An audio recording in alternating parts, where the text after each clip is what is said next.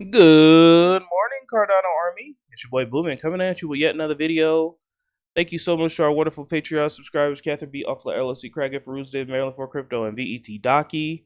Keep chopping wood. Join the Patreon Army down below. Let's get into the show, guys. So Mithril is now live on the mainnet. And we have a short explainer video here. Tell you a little bit about what Mithril is, how it works, what problems it can solve, and all that good jazz. So let's take a look. About 4 minutes long. I think it's worth watching. They can explain Mithril better than I can. I'm no developer or anything. So let's take a look at it, and I'll be back.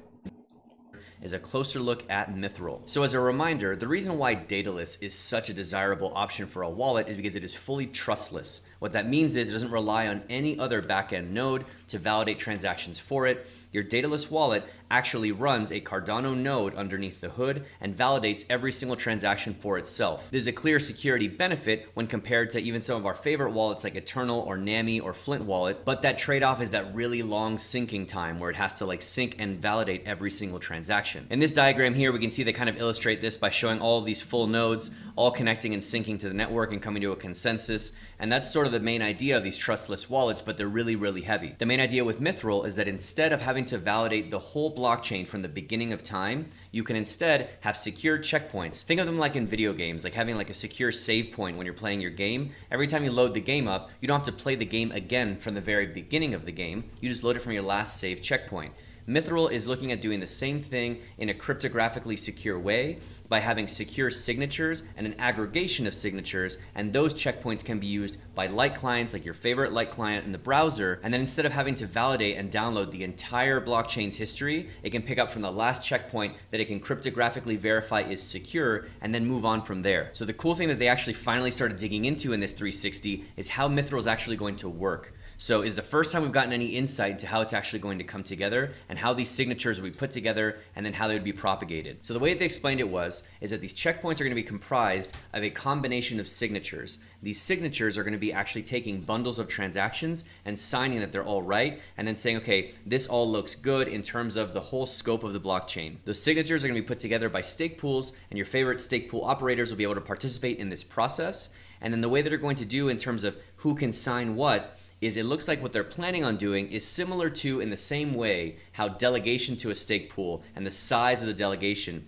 dictates the amount of blocks that a stake pool gets. With Mithril, the plan is that the size of the stake pool's delegation is also going to dictate the amount of signatures that that stake pool is allowed to sign. So for example, this pool that has more delegation to it will be able to make several different signatures for the Mithril protocol. This smaller pool will only do a couple, and this one is somewhere in between. So each pool will do an amount of signatures corresponding to its delegation size. And then from there, all of those signatures from all of those pools will all be put together by what's called the Mithril aggregator. So all of the signatures, let's say these 4 signatures came from one pool, these 2 were from another pool, these 3 were from another pool, and the aggregate of all of them represented a snapshot of the Cardano blockchain at that point in time.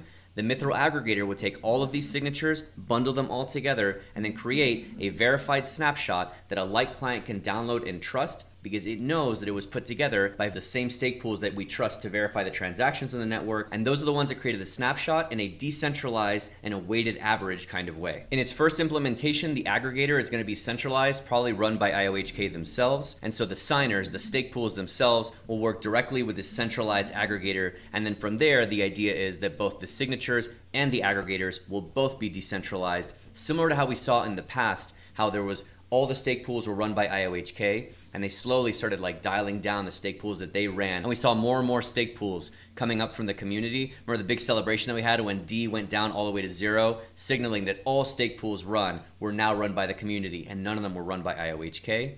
There's a similar thing that we're expecting to see with Mithril and the aggregators, where it will start with IOHK running all of them, and then eventually with time, we'll see your favorite stake pool operators can serve as both signers and aggregators depending on the roles that they're going to fill. So a lot more detail that we're waiting to come out on this, but this is the first time we've had any kind of insight into what this is going to look like and some of the lower level details of how Mithril is actually going to work. is going to be a huge step forward to unlock light clients, not only for the browser that can be trustless, but for mobile light clients. The only way they could ever be trustless is with something like Mithril, because there's no way realistically that your smartphone could download the entire blockchain. Without these kinds of secure snapshots, there's just no way moving forward for a real trustless light client. So there you go. That's a great explanation on Mithril there. So, yay, Mithril's finally out. Got a lot of cool stuff coming to Cardano, input endorsers. We got Midnight coming soon. Can't wait for that. So, it's all in development now. CIP 1694 is coming out soon. So, stay tuned. We got exciting times in Cardano. Don't forget the summit. The summit in a few months. That's going to be awesome as well. So, yeah. Let's go ahead and move on real quick, guys. Real quick, again, there's about 45.39 million ADA delegated to retired pools. If you're in Poop Pool, shout out to Poop Pool. Rest in peace, Poop Pool. They are retiring. All right, guys. So, all the homies that delegated to Poop Pool, please move your stake on over to OneCom, if you do not mind. And if you're in one of these pools, and you have ADA in there, please move them. Like there's like 900 delegators in Genius X3. Why are there 985 delegators in there? It's literally a retired pool. You're not getting any ADA. Move your stake. And redelegate to OneCom, ticker symbol 1COMM. You guys know the drill. Keep Cardano decentralized. Only way we're going to do that is if you delegate to OneCom. All right, 1COMM. Shout out to them, 0% fees. So you're getting all that sweet passive income. Follow OneCom on Twitter and Cardano for crypto news and community notes as well. All right, guys. So that's that. This is some interesting news here. In 2022, Cardano ranked 26th in MBLM Top Brand Intimacy Report, higher than the likes of Bitcoin, BMW, and ESPN. Yeah, little nugget there. Higher than Rockstar Games, Honda, Xbox, Volvo, eBay, PlayStation, Kinder. Is that Saturn? I think that's Saturn. Walmart, IKEA, Dell, Disney, and Google. Wow.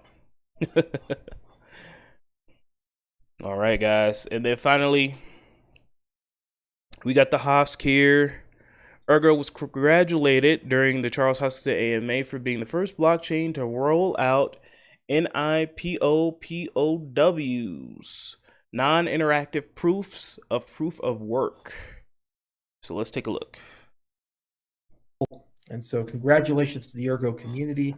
It's really nice to see how you continue to innovate, you continue to push forward. It's one of my favorite projects, and it's a spiritual successor in many ways, I think, to the original intent of Bitcoin.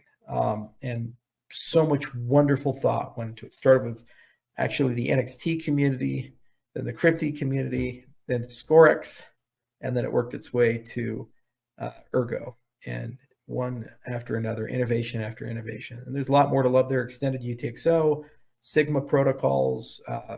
They have a pretty cool proof of work system, and it's all in Scala, which is one of my favorite programming language. And so congratulations to the Ergo community.